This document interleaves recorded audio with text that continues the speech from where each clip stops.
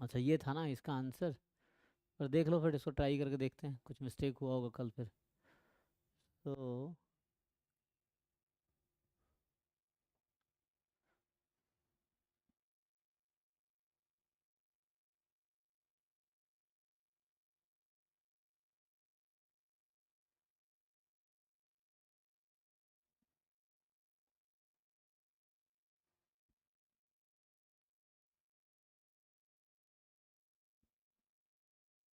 आप लोगों को समझ आया, किसी ने सॉल्व किया है? तो कैसे होगा? क्या 1 3 4 है? अच्छा 2 तो ठीक नहीं है, तो मतलब पावर 1 आएगा इसका मतलब ये ना। सो पावर 1 आएगा जब mu more than mu mu naught है under H1।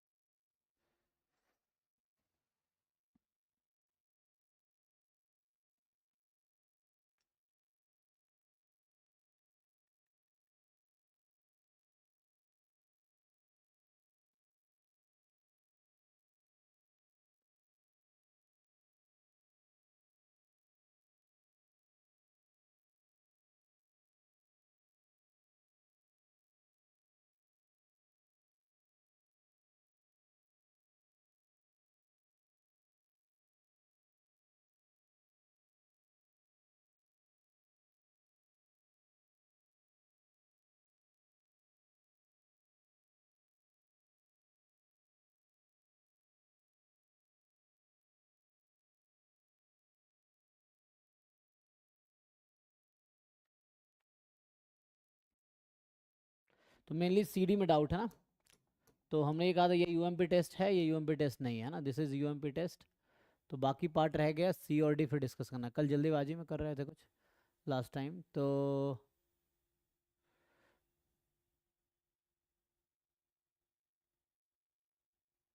Median of x1 x2 xn, ऐसा सैम्पल मीडियन, ओ सैम्पल मीडियन मोर देन, ये क्या कहना चाह रहा है कि ये क्या लिखना चाह रहा है, प्रोबेबिलिटी ऑफ सैम्पल मीडियन जो है, ये मिड सैम्पल मीडियन है ना। So sample median x1 x2 xn is more than mu not, this है ना, गिवन H0 इज ट्रू, ये लिखा हुआ है। सो क्या ये हाफ होगा? आप सोचो थोड़ा आप लोग। तो सैम्पल मीडियन होता क्या है अगर हम डिफाइन करें? So what is the median of x1 x2 xn?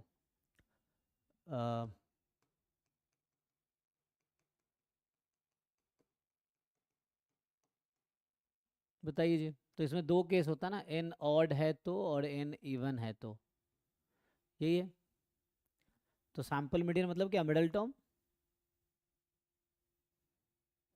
So odd है तो मिडल टर्म आएगा n+1/2th ऑर्डर स्टैटिस्टिक, ये जो डेफिनेशन है। और अगर n इवन है सो n/2th, n/2 + 1/2। सो ये आएगा। अब यहाँ पे ये है कि आपके पास जो सैंपल था ये है normal mu comma sigma square, ये था।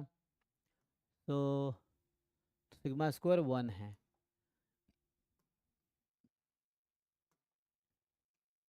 यही है। सो H0 में है mu is equal to mu not, और H1 है mu more than mu not. तो अंडर एच नॉट है ना, इसका जो है अंडर एच नॉट अगर बात करें तो कहना चाह रहा है मीन, मीडियन और मोड किसका, एक्साइज का, ये इक्वल है म्यू नॉट के, है ना। यहाँ से अगर बात करेंगे so mean of एक्साई, median of एक्साई and mode of एक्साई जो है ये सब म्यू है, ठीक है। तो मेनली आपको बॉर्डर स्टैटिस्टिक्स के लिए देखना है क्या ऐसा होगा कि सैंपल का अगर मीडियन म्यू है, मेनली तो मीडियन की बात करनी है ना, तो या वही सिमेट्रिक तो मीडियन कब आउट होता है ना, इसका मतलब ये बोलना चाहता हूँ कि x I is symmetric about mu या म्यू नॉट। तो क्या हम बोल सकते हैं कि जो ऑर्डर स्टैटिस्टिक्स होगा this is also symmetric about mu not, yes और नो, ये बस चेक करना आपको।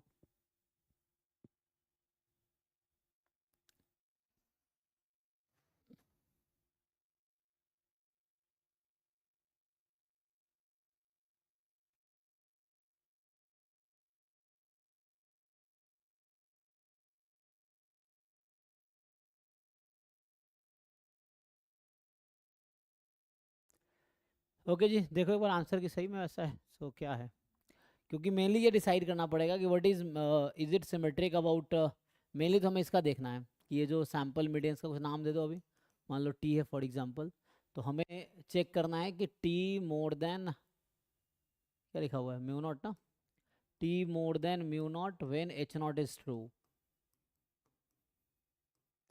क्या ये हाफ आएगा, मतलब ये क्या टी भी सिमेट्रिक होगा, क्वेश्चन है is it symmetric about mu not.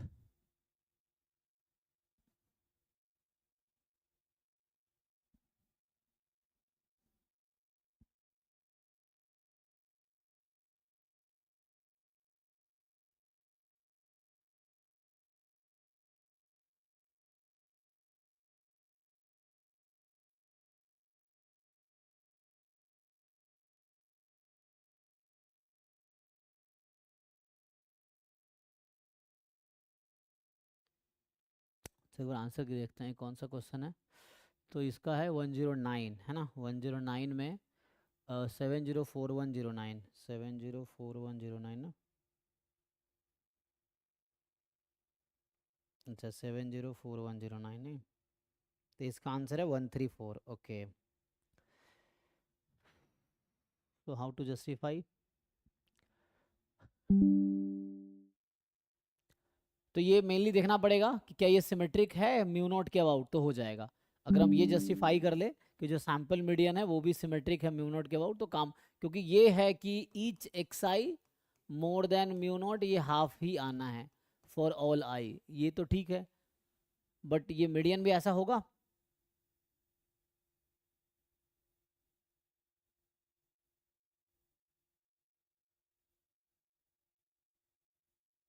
Okay, तो इसका क्या मतलब है, मीडियन तो ऑर्डर स्टैटिस्टिक्स है, और ऑर्डर स्टैटिस्टिक्स क्या होता है, उनमें से ही कोई एक रैंडम वेरिएबल होगा, मतलब मेनली तो एट सम पॉइंट है ना,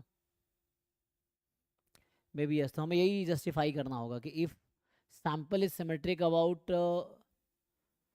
समथिंग, तो सैम्पल मीन तो होगा सिमेट्रिक अबाउट एक्स बार है ना, तो एक्स बार तो सिमेट्रिक हो जाएगा म्यू नॉट के about, I think sample median भी होगा, तो यही कुछ रिजल्ट होगा। जैसे मैं यहाँ बोलूँ कि जैसे हम लिख रहे हैं ना कि प्रोबेबिलिटी ऑफ, यही लिख देता हूँ, प्रोबेबिलिटी ऑफ एक्स आई है, probability of x bar more than mu not, ये तो हाफ होगा, तो ये सैम्पल मीन है, तो मेनली यहाँ पे यही है कि सैम्पल मीडियन जो है that will be symmetric about mu not, तो हो जाएगा, है ना, मतलब उस पॉइंट के आगे की प्रोबेबिलिटी हाफ और उस पॉइंट के पीछे की प्रोबेबिलिटी हाफ हो जाएगी, यही चीज़ है। तो T more than mu not ये हाफ होगा, जहाँ टी हम बोल रहे हैं सैम्पल है ना, इसको टी बोल रहे हैं, सो मे बी ये रिजल्ट ट्रू होगा कि when sample is symmetric about mu not, तो सैम्पल मीन सैम्पल मीडियन दोनों सिमेट्रिक होगा म्यू नॉट के अबाउट, ऐसा कुछ। देखो कोई रिजल्ट देखते हैं, ऐसा कुछ मतलब प्रूव करना पड़ेगा फिर हमें, ये है कि जो रिजल्ट में बोल रहे हैं कि जैसे एक्स बार का डिस्ट्रीब्यूशन तो सिंपली आ जाता है नॉर्मल म्यू नॉट फिर 1/n हो जाएगा, तो वो सिमेट्रिक है अपने मीन के अबाउट। इसका डिस्ट्रीब्यूशन क्या आएगा, क्या हम इसका डिस्ट्रीब्यूशन निकाल पाएंगे? तो इसका डिस्ट्रीब्यूशन तो ऐसे डायरेक्ट नॉर्मल में कोई फॉर्मूला है डायरेक्ट?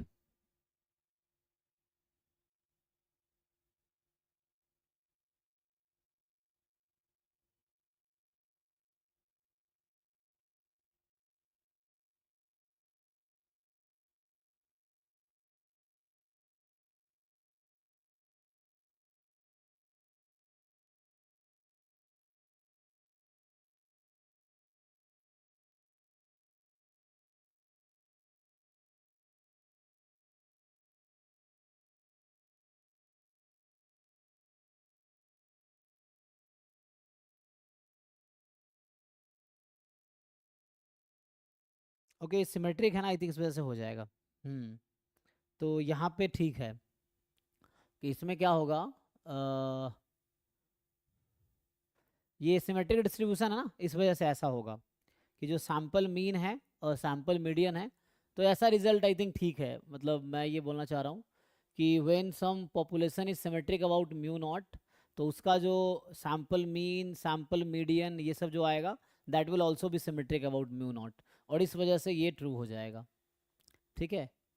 सो क्योंकि कल हमने चेक नहीं किया था ऐसे गेस करके, है ना, ऐसे क्रॉस कर दिए थे, तो चेक करना पड़ेगा मेनली। सो ये जो डिस्ट्रीब्यूशन है सैम्पल मीन जैसे एक्स बार है, सैम्पल मीडियन है, that will also be symmetric about mu not, इस वजह से ये ट्रू हो रहा है। और कल हमने इसको ट्राई किया था समहाउ लास्ट में जल्दीबाजी में, तो आई थिंक गलत कर दिया था नहीं। सो देखते हैं इसमें क्या होगा। अब इसको हम लोग ट्राई करते हैं, x bar more than C1 when mu more than mu not, power निकालना है मेनली। तो अगर पावर निकालेंगे,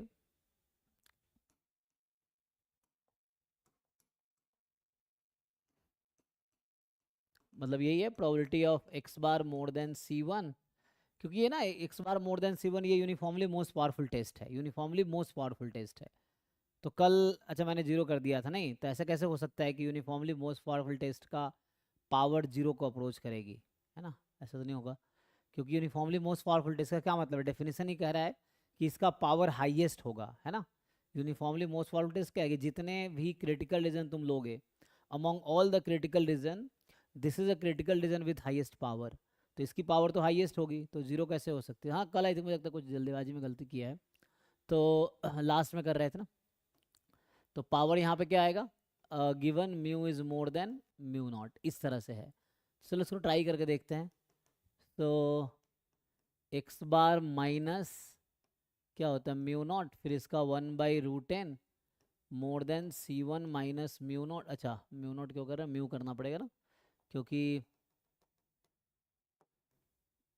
मीन है ना, यहाँ पर अंडर एच नॉट तो काम कर नहीं रहे हम लोग। तो 1/√n मोर देन C1 माइनस म्यू 1/√10, ठीक है, यही चीज़ है। तो बात तो वहीं पे आ जाएगी, और यहाँ लिमिट उन्होंने लगा रखा ना, तो क्वेश्चन में तो लिमिट लगा रखा है। So what is the limiting probability, limit n tends to infinity, ये आपको निकालना है। तो z more than this quantity, अब ये देखिए *√10 आ गया, तो क्वेश्चन वापस वहीं पे आ गया कि जब आप limit n tends to infinity लगाएंगे तो क्या होगा। सो इसको बस ये √10 है ना, तो ये इस पर डिपेंड करेगा, तो या तो ये प्लस इन्फिनिटी होगी या माइनस इन्फिनिटी होगी, इस पे आंसर डिपेंड करेगा। तो ये डिपेंड करेगा कि ये क्वांटिटी पॉजिटिव है कि नेगेटिव है, यही कह रहे थे ना हम। सो बट एक्चुअली ना ये यूनिफॉर्मली मोस्ट पावरफुल टेस्ट है, तो इसका पावर हाईएस्ट होगा, तो जब n लार्ज होगा तो 1 को ही होना चाहिए। बट इसका कोई कंक्रीट ना एक रीज़न या प्रूफ लिखना पड़ेगा, तभी जाके जस्टिफाई होगा।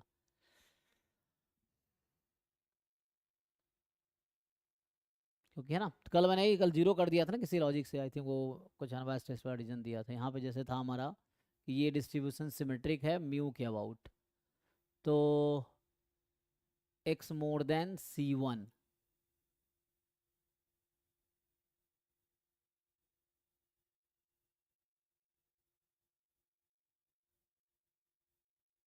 अच्छा साइज तो अंडर एच नॉट होता है ना, जो मैं कल साइज ले रहा था कि size should be less than power, है ना। तो साइज अगर देखेंगे तो अंडर एच नॉट होता है, लेकिन ये तो अंडर H1 है, तो यहाँ पे दैट वी हैव टू, इसलिए जीरो आ गया था। चलिए कल जो जीरो टेंड करा दिया था ना, वो कहीं ना कहीं n टेंस टू इन्फिनिटी पे साइज का मुझे लगता है कि हमने वो निकाल दिए थे, इसलिए वो हो गया होगा, जीरो आ गया होगा। पावर है ना, क्योंकि यूनिफॉर्मली मोस्ट पावरफुल टेस्ट है, तो पावर तो हाईएस्ट होने चाहिए इसको compare to any other critical region. तो उस लॉजिक से भी हम बोल सकते हैं कि वन आना चाहिए, because of uniformly most powerful है, इसीलिए। देखो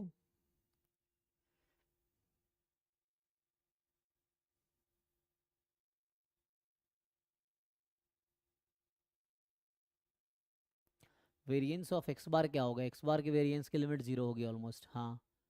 तो एक्स बार की वेरिएंस जो है वो जीरो होगी, देन मोर देन C1 होगा,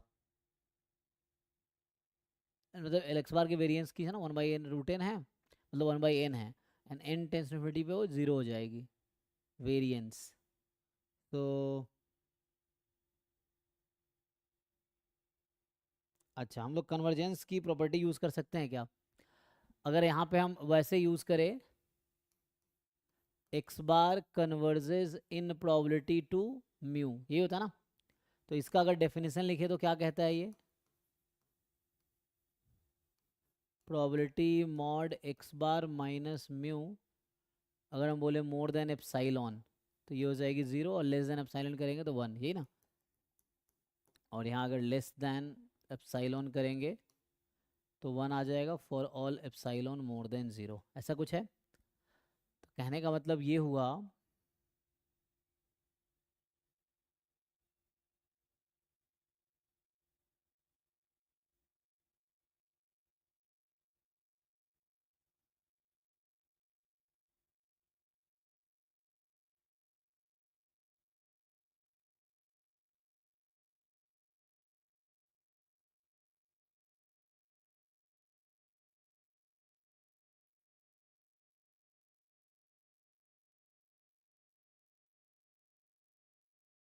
ठीक है, लॉजिकली वो ऐसे समझ आ रहा है कि क्योंकि ये यूनिफॉर्मली मोस्ट पावरफुल टेस्ट है, तो इसके पावर को तो है ना हाईएस्ट होना पड़ेगा, तो ऐसा होगा, लेकिन इसको मैथमेटिकली प्रूव कैसे करेंगे, जैसा कि ऑप्शन भी है।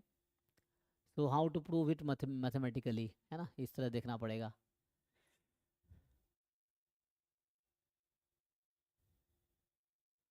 तो यहाँ क्या कहना चाह रहा है कि एक्स बार म्यू के बहुत क्लोज होगा, यही ना, तो x bar is very close to mu, और यहाँ था एक्स बार मोर देन C1, तो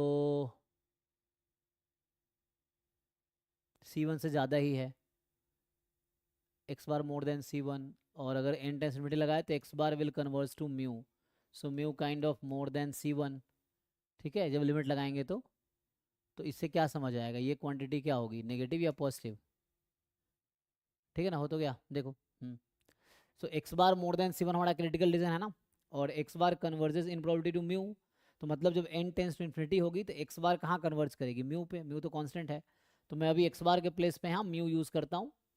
तो ये कहीं ना कहीं अभी कल यही सोच रहे थे ना, आपसे यही पूछ रहे थे कि C1 मोर देन म्यू होगा या C1 लेस देन म्यू होगा, इस तरह यही डिसाइड करना है, इसके अकॉर्डिंग पता चल जाएगा। तो यहाँ से आप देखेंगे, सो एक्स बार कन्वर्ज करती है म्यू पे, ऑलमोस्ट श्योर भी कन्वर्ज करेगी, ठीक है ना, ऑलमोस्ट श्योरली भी कर सकते करेगी, strong law of large number से। तो एक्स बार की वैल्यू अगर यहाँ म्यू यूज़ करेंगे, हम जस्ट ये देख रहे हैं आइडिया कि what is relation between mu and C1, तो यहाँ से म्यू मोर देन C1 हो गया, तो यहाँ से जो C1 माइनस म्यू है वो नेगेटिव आ जाएगा, और ये नेगेटिव क्वांटिटी है, और n टेंस इन्फिनिटी लगाएंगे तो ये प्लस इन्फिनिटी, तो ये माइनस इन्फिनिटी हो गया। तो यहाँ से हमारा कंक्लूजन ये आया कि ये हो गया probability z more then minus infinity, जो कि क्या हो जाएगी 1। तो ठीक है, कल लास्ट में हमने मिस्टेक किया था, वहाँ हमने शायद दूसरा केस ले लिया था, नहीं, वहाँ मैंने ऐसा कुछ कंक्लूड कर दिया था म्यू लेस देन C1 होगा, आई थिंक C1 इधर कुछ ले लिया था, तो वहाँ आई थिंक वो अंडर H0 वो कंडीशन कुछ आएगी, बट अंडर H1 नहीं होगा। सो अंडर H1 ये वाली सिचुएशन, इसमें कोई डाउट है तो पूछो, ठीक है। तो UMP टेस्ट है, इसका पावर तो हाईएस्ट ही होना चाहिए, तो ये है, इसीलिए एक बार चेक कीजिए और बताइए कुछ कन्फ्यूजन है तो।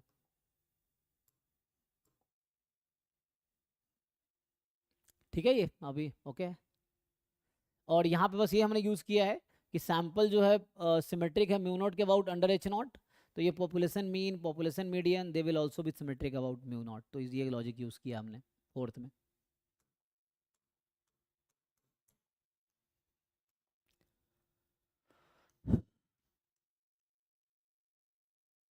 इसका बताइए।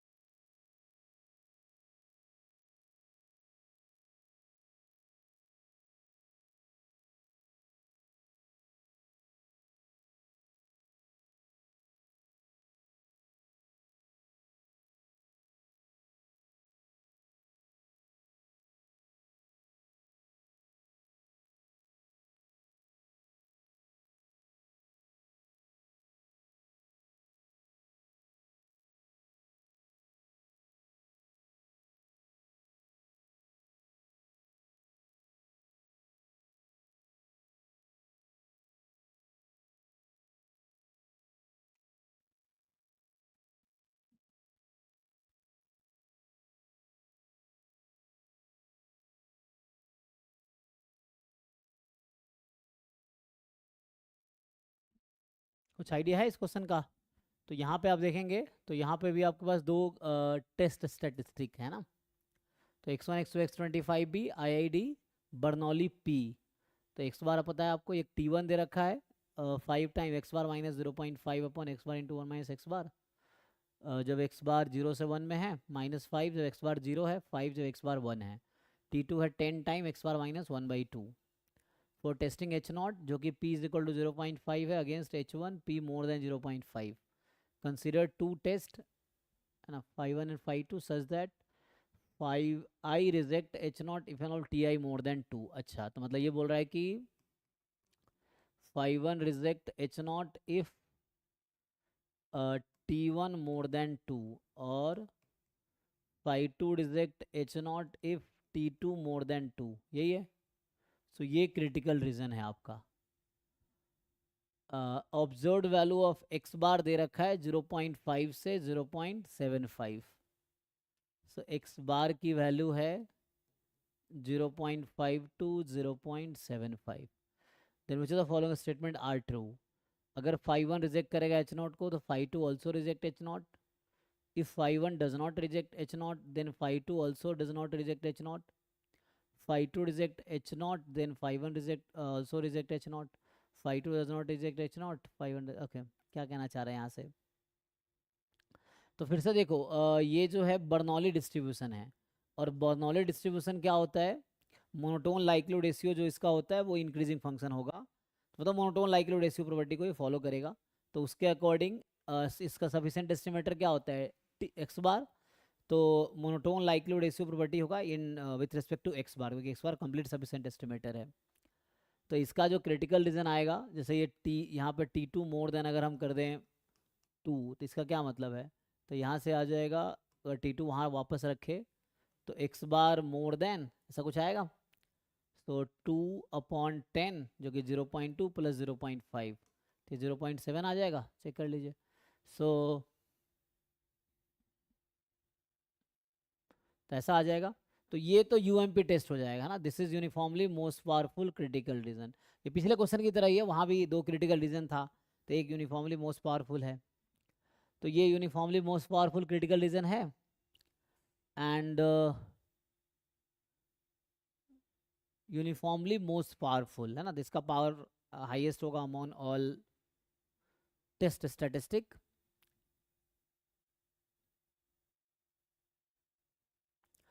और दूसरा जो है ये T1 मोर देन जैसे है ना यहाँ पे, सो T2 मोर देन 2, कहीं ना कहीं ये समझ लो कि ये uniformly most powerful test statistics है। सो T1 मोर देन 2 जो होगा, यूएमपी तो नहीं होगा है ना। तो अगर मान लो ये वाला रिजेक्ट कर रहा है, ये कौन सा था, 5-2 है, ये 5-2 है, और ये 5-1 है ना। तो अब दोनों में सोचो क्या रिलेशन है, एक यूएमपी एक यूएमपी नहीं है, उससे डिसाइड करना है आपको। अच्छा ऐसे हम देखें तो जैसे 5-1 reject H0, 5-2 also reject H0, तो और 5-2 डज नॉट रिजेक्ट H0। तो 1 और 4 इक्विवेलेंट स्टेटमेंट, आपको कंट्रा पॉजिटिव स्टेटमेंट पता होगा। तो 1 और 4 तो सेम ही स्टेटमेंट है, और 2 और 3 सेम ही स्टेटमेंट है ना। जैसे P implies Q is equivalent to not Q implies not P, मतलब both are equivalent, contrapositive बोलते हैं ना। तो 1 और 4 एक ही बात कह रहा है, 2 और 3 एक ही बात कह रहा है। तो 1 सही होगा तो 4 भी सही हो जाएगा, 2 सही होगा तो 3 भी सही हो जाएगा, मतलब दोनों एक साथ सही होगा या एक साथ फॉल्स होगा। तो इससे यही समझ आ रहा है, या तो 1-4 सही होगा, या ऑप्शन या तो 1-4 होगा या 2-3 होगा। आप लोग बताइए क्या होना चाहिए, क्या लॉजिक आप लोग का है।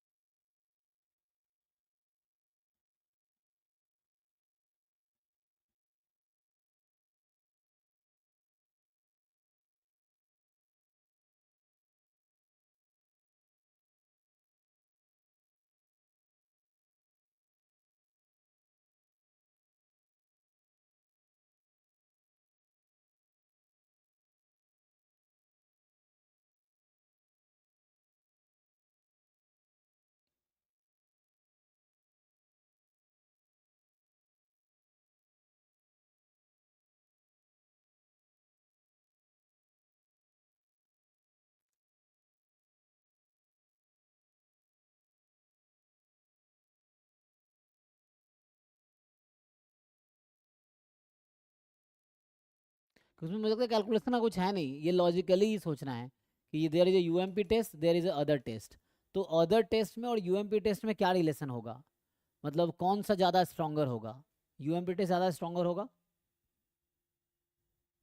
जिसका पावर हाईएस्ट होगा। तो क्या बोल सकते हैं उसके अकॉर्डिंग। तो सॉल्व करने का नहीं है, बस वही है, लॉजिकली आपको डिसाइड करना है यहाँ पे कि है ना, एक टेस्ट यूएमपी है दूसरा यूएमपी नहीं है, तो कौन किसको इम्प्लाई करेगा, ये देखना है आपको।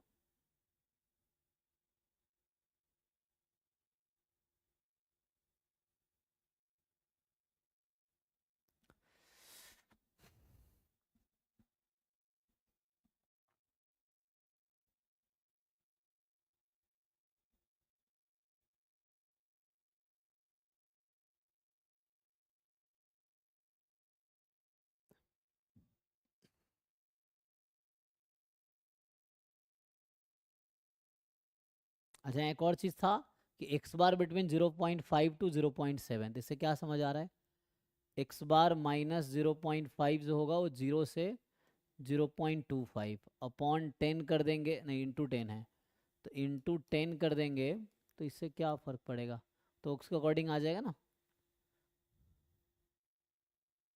इससे कहा ना एक्स बार मोर देन 0.7 आया हुआ है, तो यहाँ एक्स बार तो 0.75 तक था, तो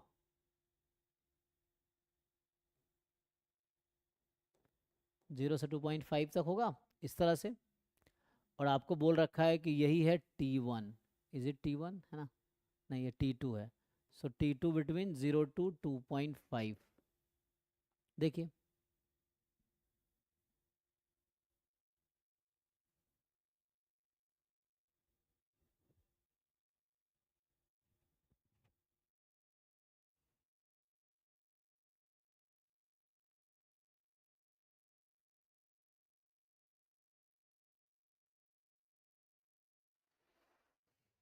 हम्म।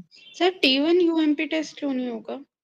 हाँ T1 यूएमपी टेस्ट कैसे नहीं होगा, मतलब समझ नहीं आया। हाँ, तो यूएमपी टेस्ट यूनिक होता है ना।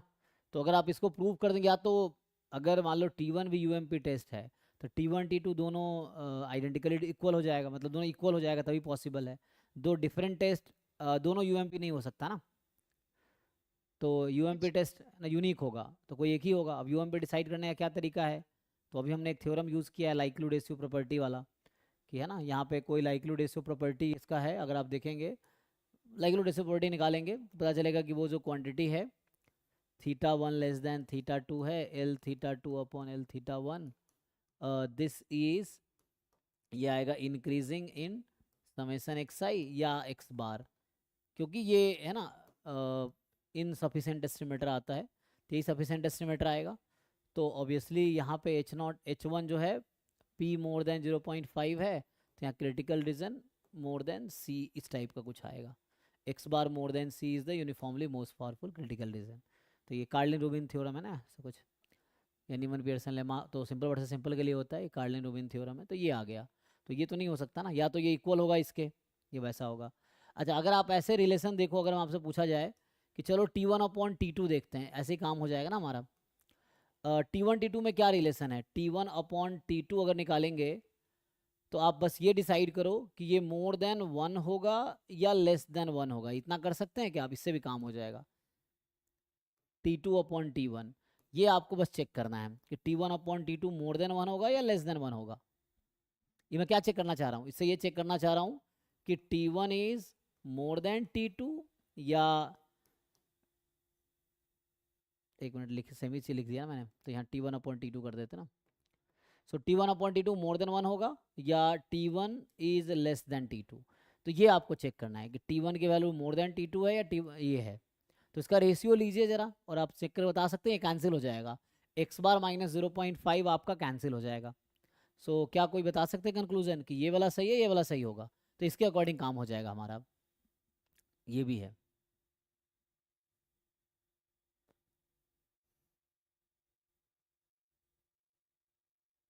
सर ग्रेटर देन 1 होगा। ग्रेटर 1 होगा, ओके। तो यहाँ से, तो अगर ये मोर देन 2 है, तो यहाँ से क्या समझ आ रहा है अब आपको, देखिए। So if T2 is more than 2 implies T1 more than 2, ऐसा हो जाएगा। सो वैसे भी अगर दूसरे तरीके में बताऊं कि phi 2 UMP टेस्ट है, राइट, तो अगर phi 2 रिजेक्ट करेगा तो phi 1 भी रिजेक्ट करेगा, ऐसा कह सकते हैं। देखिए, नहीं तो इससे आ जाएगा, इसके अकॉर्डिंग देखिए, अगर पहला वाला आ रहा है तो चेक कीजिए सब लोग, क्या वही आ रहा है। So T1 more then T2 आ रहा है ना, और हम मोर देन 2 कर दिए। सो अगर T2 मोर देन T1, ये हुआ ना, T2 is more than 2 implies T1 more than 2। So if, तो इसका क्या मतलब है, phi 2 reject H0, then phi 1 reject H0, सही है। तो इससे ही काम हो जाएगा। अगर T2 मोर देन 2 है, देन T1 मोर देन 2 होगा।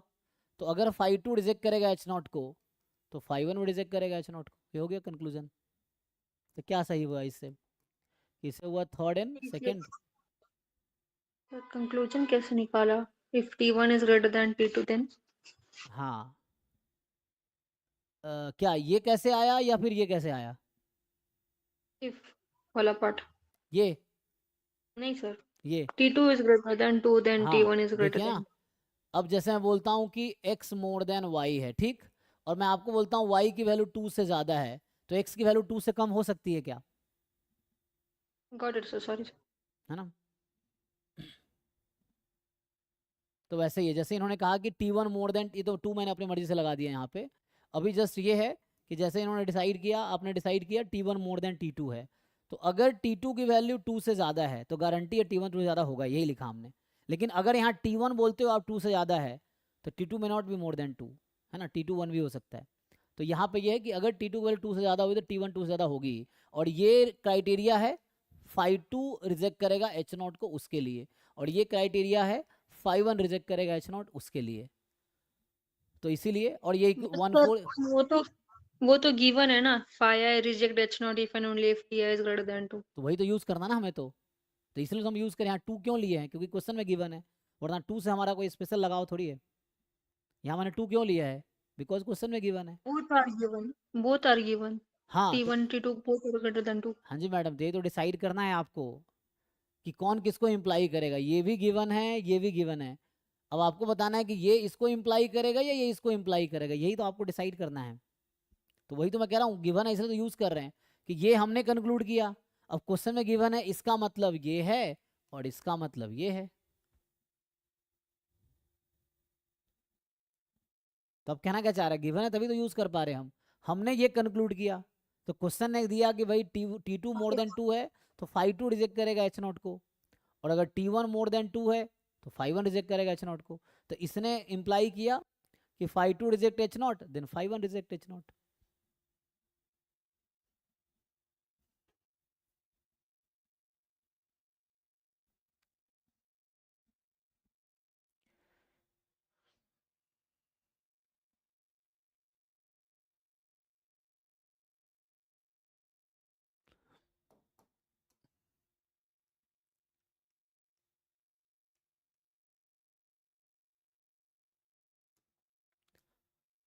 ये आसान है, ये सब आप लोग इजीली कर लेंगे, ये एस्टिमेशन का है ना। एमएलई और एमएमई निकालना है, यूएमवीई। तो ये बताइए आप लोग, ये आप लोग कर लेंगे इजीली कि x1 x2 xn random sample है, ट्रंकेटेड एक्सपोनेंशियल डिस्ट्रीब्यूशन है, और तो आपसे पूछ रहा है कि x बार मेथड मोमेंट एस्टिमेटर है क्या, फर्स्ट ऑर्डर स्टैटिस्टिक्स एमएलई है क्या, x1 माइनस दिस यूएमवीई है क्या, एंड देन x1 सफिशिएंट है क्या। तो आसान है ना, बताइए आप लोग, नहीं हो पा रहा तो फिर बताइए, मैं ट्राई करता हूँ।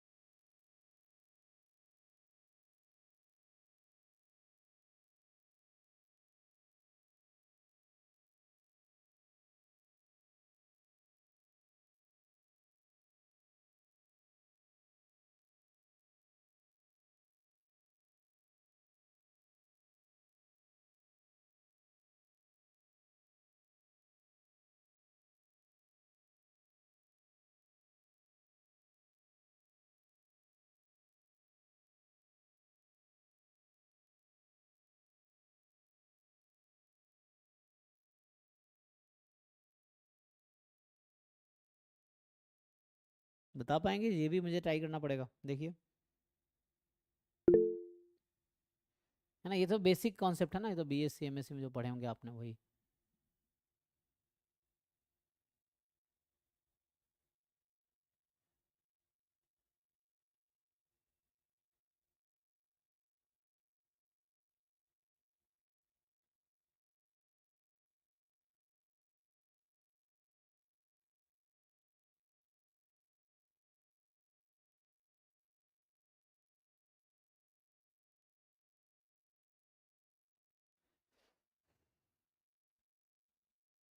ठीक है, आई थिंक मुझे लगता है इसमें किसी को डाउट होगा। है तो बताओ, मैं सॉल्व कर दूंगा अगर आप चाहते हो तो। कितना इनका आ गया ना, 2 3 4।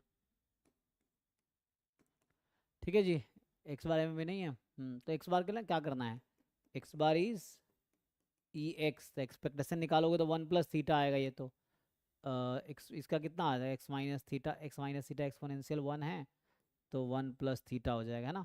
सो थीटा इज x⁻−1, तो x⁻−1 is M M E actually, है ना। इस तरह से आएगा। एम एल आप निकाल ही लेंगे क्योंकि यहाँ theta less than equal to each x i है, तो मिनिमम हो जाएगा, theta less than minimum of all x1, तो ये सही हो जाएगा। फिर यू एम वी चेक करना है, तो यू एम वी लगे अनबायस्ड होना चाहिए, तो ये अनबायस्ड है, चेक कर लीजिए।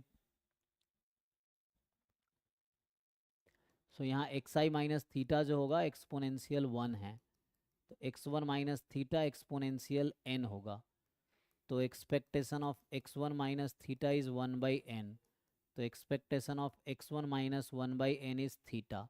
अब लेमन सेफी लगा लो, तो x1 is the complete sufficient estimator. यहाँ प्रूव करके देखो, इसके लिए पहले प्रूव करना पड़ेगा कि x1 कंप्लीट सफिशिएंट है क्या। अगर first order statistics complete sufficient estimator है, so function of complete sufficient estimator which is unbiased is UMV, तो ये सही हो जाएगा। ठीक है, मतलब ये वाला। और बाकी यहाँ तो दिखाना ही है, तो x1 अगर कंप्लीट सफिशिएंट आप दिखा देते हैं तो हो जाएगा आपका काम। ठीक,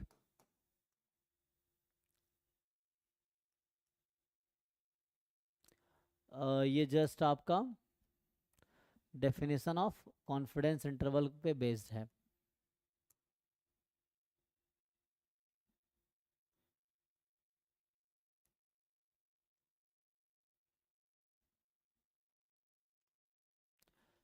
कि x1 x2 xn random sample है, normal mu sigma square population. ठीक है,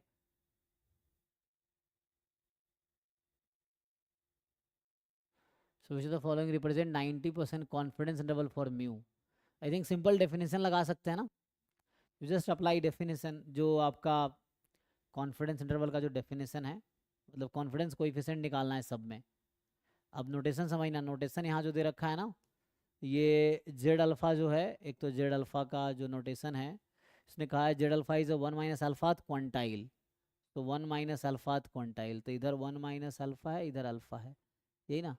एंड ऐसा ही टी एम अल्फ़ा भी वैसे ही है। सो टी मान लो एम अल्फ़ा एन अल्फ़ा, इधर अल्फ़ा इधर 1 माइनस अल्फ़ा, ही कहना चाह रहा ना। सो ये नोटेशन है, यू ट्राई। ये बेसिक डेफिनेशन पे आप डेफिनेशन ट्राई करेंगे, हो जाएगा। आप देखो, जरूरी नहीं कि आपको जो कॉन्फिडेंस लेवल याद है वही दिया होगा। 90% कॉन्फिडेंस लेवल इन्फाइनटली मेनी हो सकते हैं, देर आर इन्फाइनटली मेनी इंटरवल्स जो 90% कॉन्फिडेंस लेवल हो सकता है। मुझे जब से एग्जाम्पल बता रहा हूँ, इट्स नॉट लाइक जो आपको याद है वही एक है। तो ऑप्शंस में दिया है, so you have to find the confidence coefficient and then आप चेक करो कि वो कॉन्फिडेंस कोएफिशिएंट 90% आएगा कि नहीं आएगा, ये आपको चेक करना पड़ेगा।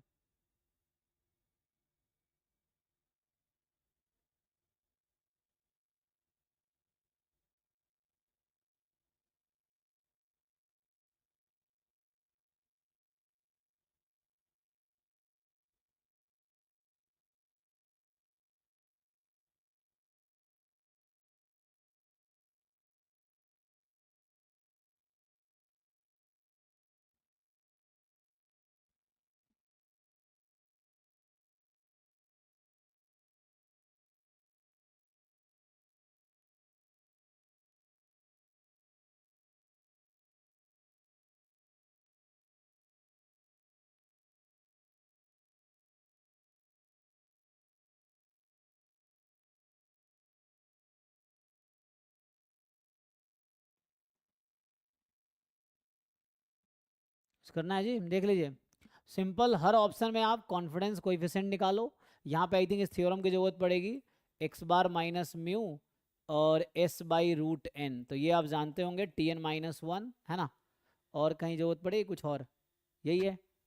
सो देख लीजिए, यहाँ जरूरत पड़ेगी x bar minus mu sigma by root n, तो दैट यू नो नॉर्मल 0 1, यही जरूरत पड़ेगी इस वाले में। तो जैसे बता रहे हैं ना, सिंपल कॉन्फिडेंस कोएफिशिएंट निकालिए, आपका आंसर आ जाएगा। सो 1/4 ये बता रहे हैं। अब चेक कर लो, अगर नहीं हो रहा है तो फिर मैं सॉल्व करूंगा, अगर आप बोलोगे तो चेक कर लीजिए। कुछ खास नहीं है, simple you find confidence coefficient, definition of confidence level लगाना है, जो कवरेज प्रोबेबिलिटी है या कॉन्फिडेंस कोएफिशिएंट है वो निकालना है आपको। जैसे बता रहे हैं ना उन्होंने, जैसे चैट में लिखा उसके अकॉर्डिंग मैं लिख दिया हूँ। और अगर आप नहीं हो रहा है तो मैं ट्राई कर सकता हूँ। अच्छा, ये आई थिंक रिजल्ट है, इसको प्रूव करना थोड़ा चैलेंजिंग है। देखिए,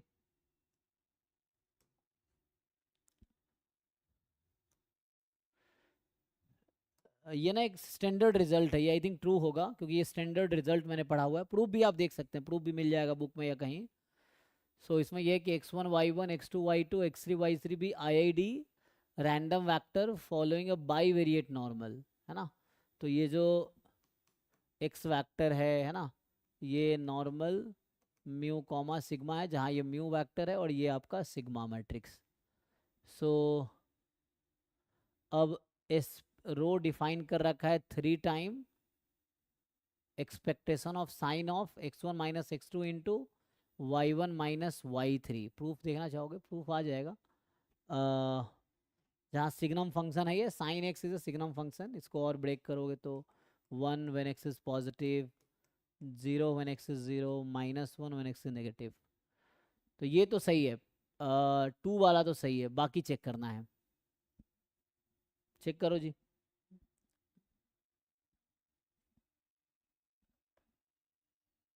2 एक रिजल्ट है, प्रूफ देखना पड़ेगा उसके लिए।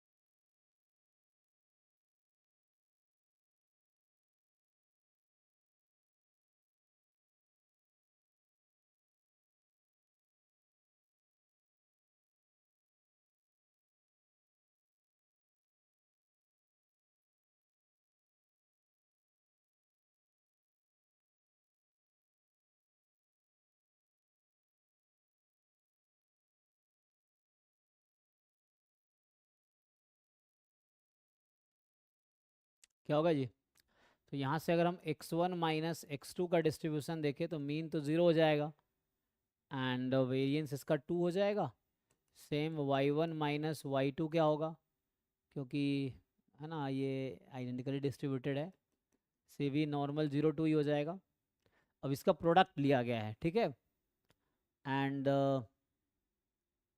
फिर उसका साइन, मतलब वो साइन उसके अकॉर्डिंग, and then you take expectation and then 3 time, है ना। ये कोई स्टैंडर्ड टेस्ट स्टैटिस्टिक है, मतलब कोई क्या बोलता हूँ इसमें, तो ये एक रिज़ल्ट है जो कि आ जाएगा। बाकी ये है कि इंडिपेंडेंट है तो एस रो 0 होगा, और एस रो 0 है तो इंडिपेंडेंट होगा, ये चेक करना है।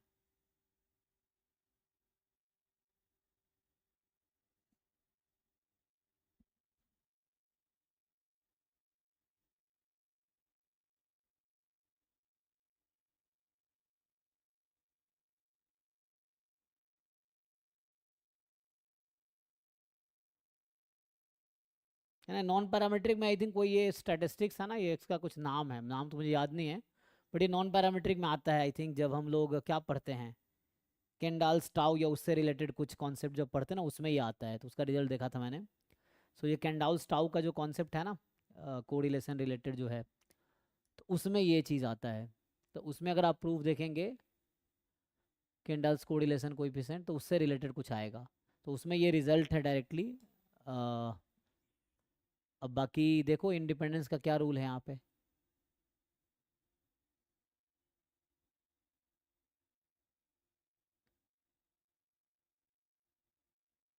प्रूफ करें तो प्रूफ भी कर सकते हैं इसे, इसका प्रूफ मिल जाएगा, तो प्रूफ में भेजूंगा ग्रुप में, ये कर सकते हैं। सो प्रूफ भी मिल जाएगा आपको।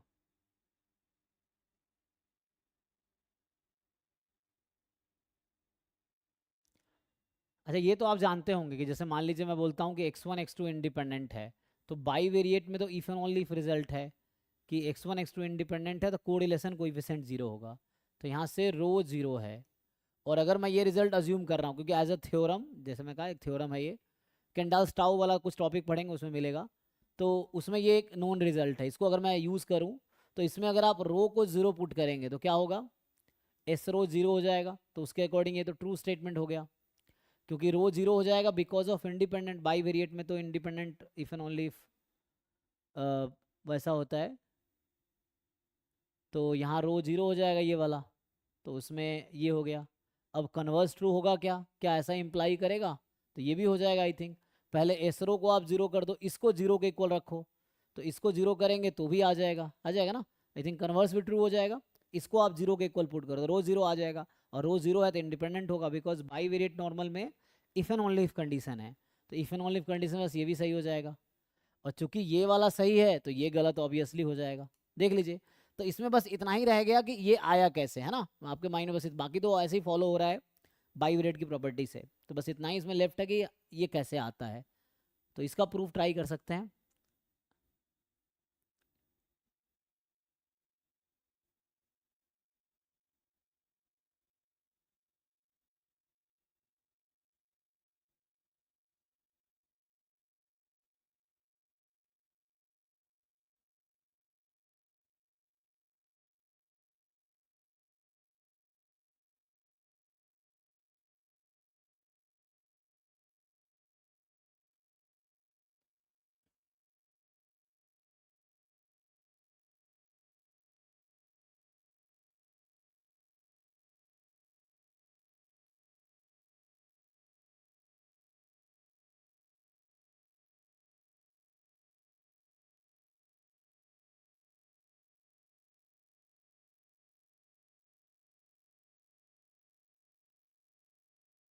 ये किसी बुक में देखना पड़ेगा ना, तो इसका प्रूफ देखना पड़ेगा। तो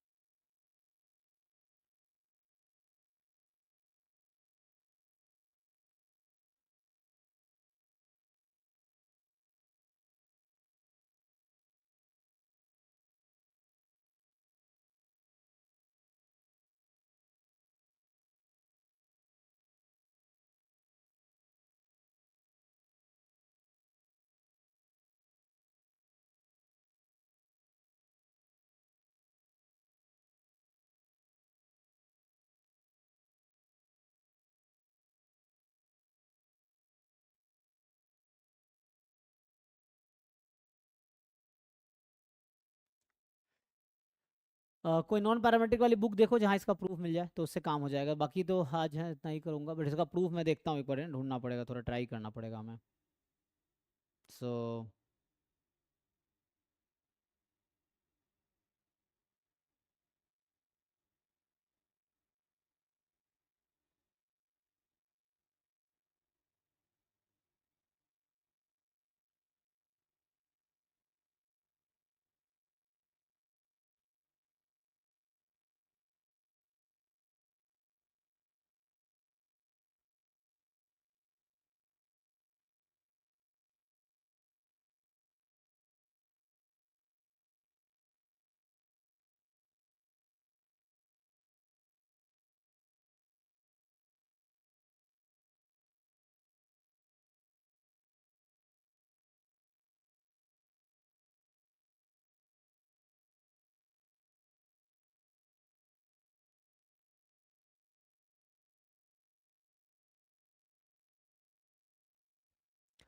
जैसे आई थिंक इसमें ये होता है कि ये जो एक्सपेक्टेशन है S G N of x into y, अगर मैं ऐसा लिखूँ तो ये कितना आता है, ये रिजल्ट पता है, उससे डिराइव हो जाएगा। जहाँ एक्स वाई मान लो बाईवेरिएट नॉर्मल है, सो ये आई थिंक आता है 2/रो साइन इनवर्स रो, ऐसा आता है 2/पाई, ठीक है ना। ये आता है तब जब when एक्स वाई इज, मान लो मैं लिख दूँ बाईवेरिएट नॉर्मल 0, 0, 1, 1 रो, ठीक है ना। इस वाले केस में ना ये कुछ ऐसा रिजल्ट है, तो इसी को आप यूज़ करेंगे तो आ जाता है। तो यहाँ बस क्या है, x की जगह इन्होंने नया x2 1 माइनस x2 लिया है, y की जगह y माइनस y2 उसके अकॉर्डिंग शिफ्ट कर लेंगे तो आ जाएगा। तो इससे ड्राइव हो जाएगा। ठीक है, तो इसका प्रूफ देखना है एक बारी, मतलब प्रूफ मुझे भी देखना पड़ेगा, सो बाकी यू कैन ट्राई। मिल जाएगा प्रूफ किसी बुक में, जैसे मैं कुछ रेफरेंस लिखा सकता हूँ, कोई नॉन पैरामेट्रिक की बुक देखेंगे तो उसमें मिल जाएगा।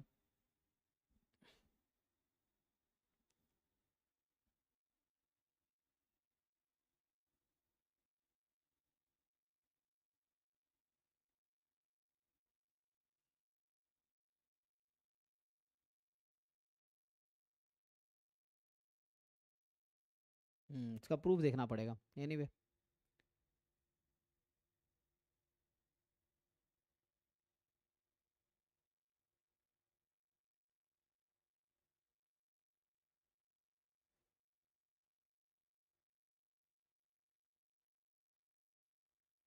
देखते हैं अगर होता है नेक्स्ट क्लास में, मैं ट्राई करता हूँ, अगर होता है इसको करते हैं।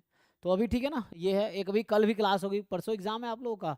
नहीं अभी तो टाइम है ना, आज तो फ्राइडे है, सैटरडे संडे मंडे एग्जाम है। तो ये पेपर एटलीस्ट कंप्लीट कर लेंगे, इसमें क्या तो पहुँचे हम लोग 113 तक, तो 120 तक कर लेंगे। कल अगर 1.5 घंटे की क्लास होगी तो कल ही हो जाएगा, फिर इसको स्टॉप करेंगे। बाकी है ना, आप लोग का एग्ज़ाम है, अच्छे से एग्जाम दीजिएगा।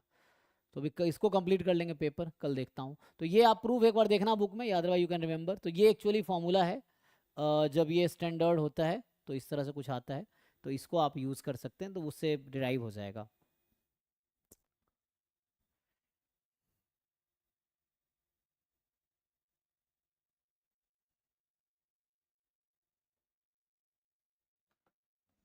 ठीक है, आई थिंक अभी यहीं स्टॉप करता हूँ, कल इसको आगे कंटिन्यू करेंगे। ठीक है, तो ये हम लोग अभी सॉल्व कर रहे हैं, कौन सा पेपर है, दिसंबर 2023 वाला है ना, इसमें पार्ट सी यूनिट 4 कर रहे हैं हम लोग। तो क्वेश्चन 103 से स्टार्ट किया था, अभी 113 पर हैं। कल कोशिश करें ख़त्म हो जाए। ठीक है, अभी के लिए थैंक यू, कल मिलते हैं।